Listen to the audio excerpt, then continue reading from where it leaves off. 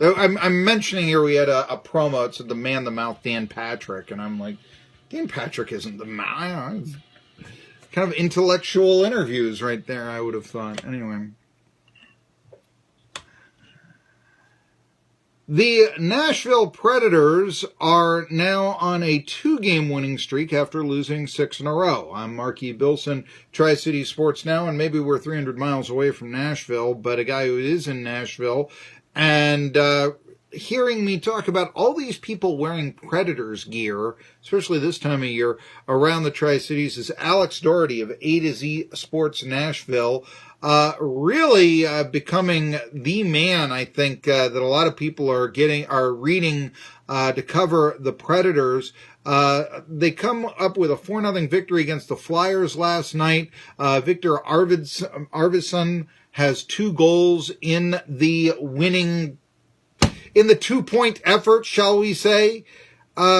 Alex, what's the difference between the last 2 games and the previous 6? Well, actually, you just mentioned it. Victor Arvidsson has been the biggest difference. In fact, since he's come back from his injury, which is a broken thumb, he has been just absolute jet fuel for the Predators' offense. Now, it didn't end up in goals until last night and the night before, but I'll tell you what, this team is a very different team when Victor Arvidsson is helping fuel the offense. That's been true for a couple of years now, to be honest. I mean, he's not the most valuable Predator on the team, but he might be the most important offensive player just because of what he does to increase the shot output, to increase the quality of shots, to give opposing defenses a lot to think about. Phil Forsberg is the most skilled player on this team. Sure. And he's still out, but Victor Arvidsson works harder than everybody. He skates faster than everybody, and he generates more shot output than anybody on the team. So I think he's really been the main difference. Well, you mentioned Arvidsson. Of course, when PK Subban came off IR, that was where that was the sexy return, if you will. But the first thing that happened was that the Predators, they lost to the Rangers, and I thought then they were down 2-0 to the Capitals, and I remember reciting that score on New Year's Eve and saying, what is going on with the Nashville Predators? It seemed like it was going to be their 7th straight loss, and, forget about the President's Trophy, forget about a memorable year. This team's in disarray. How did the Preds turn it around against the Caps and ultimately win 6-3?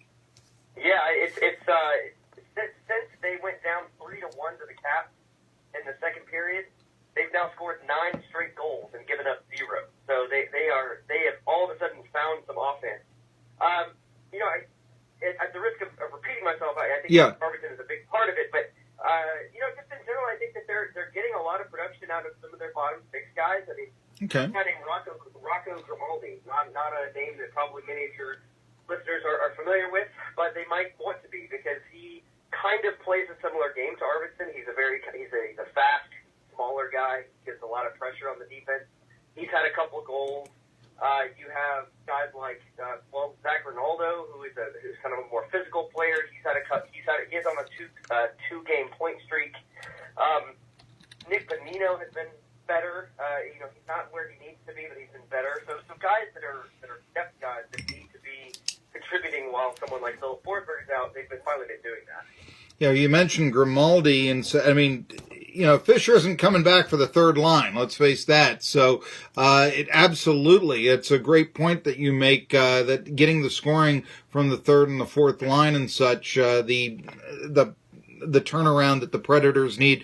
But here's a fun story that you wrote about Washington. Could it have been a mother's love that has created the turnaround for the Predators? You wrote, it was Mom's Day. They made a road trip with the players' mothers. What was that all about? Yeah, so it's pretty funny. They've done a dad's trip forever. I think they've always done a dad's trip. They finally did a mom's trip for the team recently, and it was obviously successful. They went to Washington and saw the team come back from down 3-1 and win 6-3, and then a lot of the moms were still in town for the Flyers game when they dominated Philadelphia 4-0. was a lot of fun. They were giving a lot of good reactions. There's something about, the dad's trip is always great. Hockey dads are always fun probably to talk to, but there's something about your mom, like you never want to disappoint mom, like you can't disappoint mom. If she's going to be there watching you, you're going to want to do something good for her. So I think there was something to that, and I think there's a lot of people talking about, getting the moms on the payroll somehow. If we can get them to be at all the games. Well, I mean, consider, hockey culture. You know this, Alex Daugherty of A to Z Sports Nashville. You've got that, 4:30 in the morning practice, because that's when the ice time is real cheap growing up. And how do you do that? Well, mom and dad have to wake up with you. Dad has to drive you to the rink, and mom has to make sure you got a good breakfast that you can practice right. So, I mean, I was thinking that, the old famous quote from Sarah Palin, what's the difference between a hockey mom and a pit bull lipstick? Well, that I've never quite agreed with that, because I've known a lot of hockey families, especially hockey moms, and these are very supportive people. They're not, aggressive people. They're not, I've found that more with football, that sort of thing, than I have with hockey. I don't know about you, but I mean, we once had here in the Tri-Cities, this goes back a few years, but a guy named Jake Malzis, he was from Elizabethton, Tennessee, and his family would actually drive him to a youth team, to a 12-year-old team in Nashville to play. That's a lot of traveling to be able to be a hockey parent and a hockey mom and all that. I mean, it's incredible when you think about it. But that's a hockey family, and if that's not supportive, I don't know what is, to tell you the truth. I don't know if this will where in the grand scheme of this season this will turn out. But when you really think about it, this team was on a 6-game losing streak. They lost 10 straight on the road, and then it's sort of strange things happen. Strange things happen to the moms, and they sort of turn it around and go on a 2-game winning streak. Like I said, I don't know if this will mean anything in the long run. Maybe it'll just be a kind of a fun story to look back on. But it could be one of those fuel moments where you kind of look back and say, that was where the season really took off and when they started to put it all together. So we'll see. Now, you also have a story about the top 5 stories of the Predators in 2018. And maybe it was a disappointment because of losing to the Jets in the playoffs. I think that who wouldn't disagree with that? But there were many accomplishments, winning the President's Trophy. But you put Pekka Rinne winning the Vezina Trophy, which is given to the best goaltender, over winning the President's Trophy. Why is that? Yeah, because no athlete, I would maybe argue no athlete in Nashville, certainly no athlete on the Predators gets the kind of pull from the fan base and from the media base that Pekka Rinne does. I mean, it's not even close. I mean, Pekka Rinne is the most beloved player in Predators franchise history. He's also the best player in Predators franchise history. And for him to finally get that Vezina Trophy to add to his already impressive accomplishments, I think it's a bigger story just because I think everybody in this town was cheering for him. It doesn't hurt. It doesn't help, or it helps that the President's Trophy ended with an unspectacular run in the playoffs. Obviously, if they'd gone and won the Cup, that would be a bigger story. The President's Trophy will always be the second best trophy. It's never. Sure.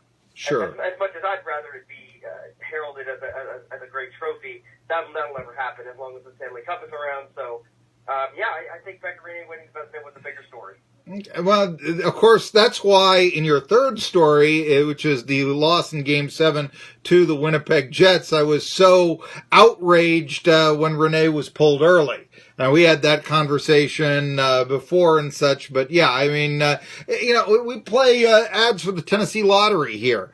And I don't know if you remember the radio ad it's now last year, but during the hockey season last year, where Pekka Rinne, he's the NHL's best goalie, and was actually, I don't think a quote-unquote spokesman, but his name was certainly used for ads for the Tennessee Lottery. Who would have thought that 25 years ago, that a hockey goalie would be that we would have a lottery in Tennessee 25 years ago. I mean, Utah here in terms of conservative culture, but regardless and such. But now, why do you think it has been that Rene is the most popular player? Because, usually that would go to a scorer.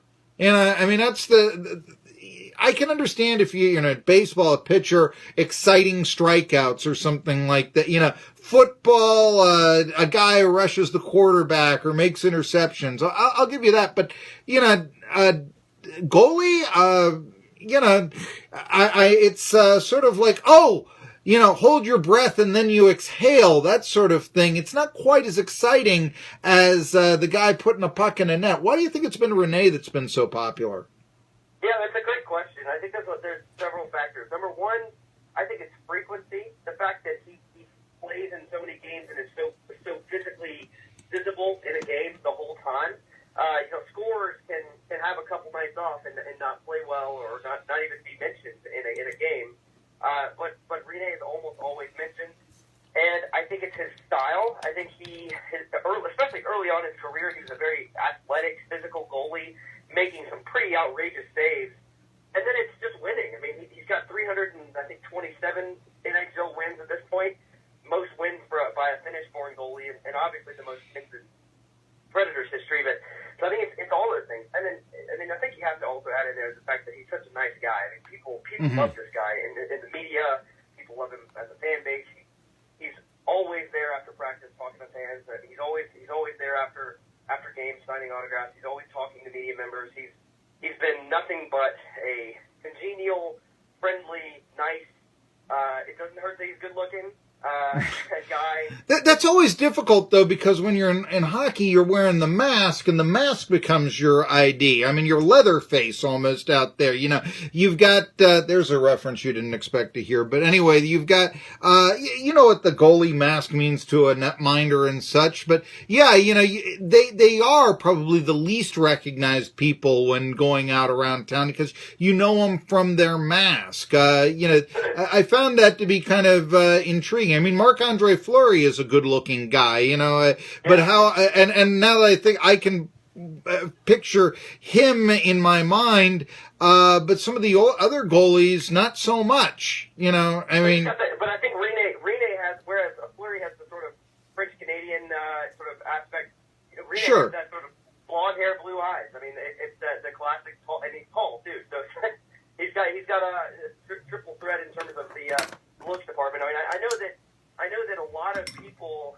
say when you're around him and when you talk to him, it's the personality, it's the physical presence, it's the generosity, the kindness that he has. All of that sort of adds up to just being a really almost mythological figure for the Predators. And for that matter, and then I buy everything you're saying. There's a reason why he's the person that the lottery wants to promote. The other thing that I'm thinking about is since they do wear masks, you don't have those zippers on your face that the guys, from, the old Terry Sawchucks and all those guys would have and such. Yeah. So anyway, hey, have a lot of facial reconstruction going on. Yeah. Hey, the Predators, they got to play a 4-game set here, but it's all original 6 teams. Friday night against the Red Wings, the Habs the next day, Monday night against the Leafs, and then the Blackhawks, the Chicago Blackhawks on what I presume to be a TV game, a national TV game Wednesday night at 8 p.m. I'm looking at this, kind of an intriguing part of the schedule, all original 6 teams, but now that the 6-game losing streak is behind us and a 2-game winning streak as well as a shutout against the Flyers is upon us.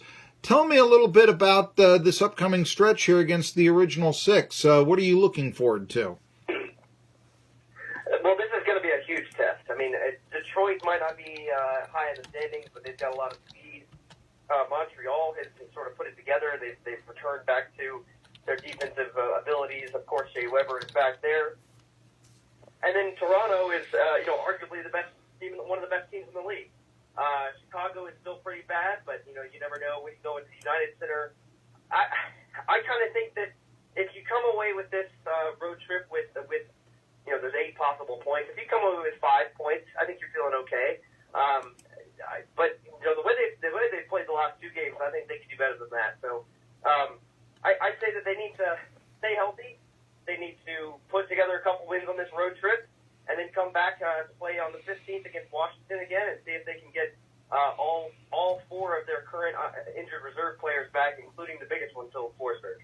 I think that it's been injuries that have been the midseason slump. I think we're all in agreement on that. Of course, the one thing, we've been talking about Pekka Rinne so much. I mean, it was, of course, UC Soros who was in net stopping 32 shots last night. That's not a surprise. That's, 2 straight games. You're on the road going from Washington to Philly. Yeah, you put in, especially when he's so talented as Soros, you put in the next goaltender for the second game. I mean, that's, just standard. It's like putting the backup catcher in Sunday afternoon after a Saturday night baseball game or something like that. But no, Saros coming up big and with 32 saves, maybe not quite facing the 49 shots that the Stars put up about a week ago against Rinne. But thoughts there? I mean, 17 fewer shots. I know that 49 is just going to be an obscene amount where there's a defensive breakdown and such. But, hey, what were your thoughts on the shots on goal diminishing, if you will, against the Flyers? So Soros himself has been a whole lot better the last 3 games than he has the first part of the season. He was really struggling early on, but he's really put it together. And, obviously, whenever you have 2 goalies that are playing well, you're going to have especially when you go into a tough road trip like this, you're going to have a better chance. He just looks a lot better in terms of his positioning. He looks more confident. I think getting back on track has been big for him.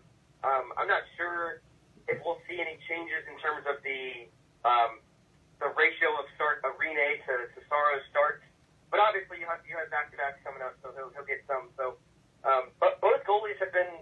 I mean, I said this, I think, when I was on your show last time. Mm-hmm. The best thing that they have going for them right now is Pekka Rinne, because he gives the team a chance to win every single night. And if you can give him some nights off and still have a pretty good chance to win, then you're really looking at a pretty solid hockey team. So, and I think that's kind of where they're back to now. So I think they trust Saros just as much as they trust Rinne at this point. Well, the season is now more than half over. 41 games in, 50 points on an 80-game season. There's a chance for a 100-point year for the Predators. Is that enough to beat out the Jets? Well, we'll find out.